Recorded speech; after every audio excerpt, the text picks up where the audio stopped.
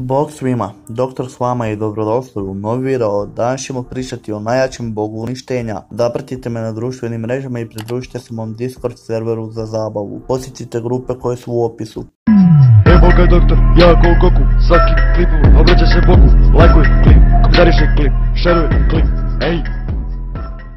Danas, kao što vidite, pričat ćemo o najjačem bogu uništenja i svih 12 nama poznatih svemira. Neću puno pričati o drugim bogovima uništenja, nego ću samo obrazložiti svoje mišljenje o tome tko je najjači bog uništenja. Sjećate li se kad je Vis pričao da postoji bog jači od Birusa i da u tom svemiru živi smrtnik jači od bogova uništenja? Nakon pomnog razmišljanja toga što je Vis rekao, ja sam zaključio da je taj bog Belmont, bog 11. svemira. Zašto? Pa Džeran je jači od bogova uništenja, što ga čini najjačim smrtnikom. Iako sam na početku mislio da je Gin, bog 12. svemira, zato što se nije želio boriti sa ovima dok su se borili. Ova teorija je sada na kraju pala u vodu jer se Dragon Ball Super završio i vidjeli smo da je Džeran najjači smrtnik. Po tome mislim da je Belmont najjači bog uništenja. Ovo je samo moja teorija. Recite mi vi vaše mišljenje u komentarima. Ako vam se svidio ovaj video, ne zaboravite ga lajkati i podijeliti sa prijateljima. Pretplatite se na kanal za još sličnih videa. To je bilo to od ovog videa, mi se vidimo u nekom idućem. Pozdrav!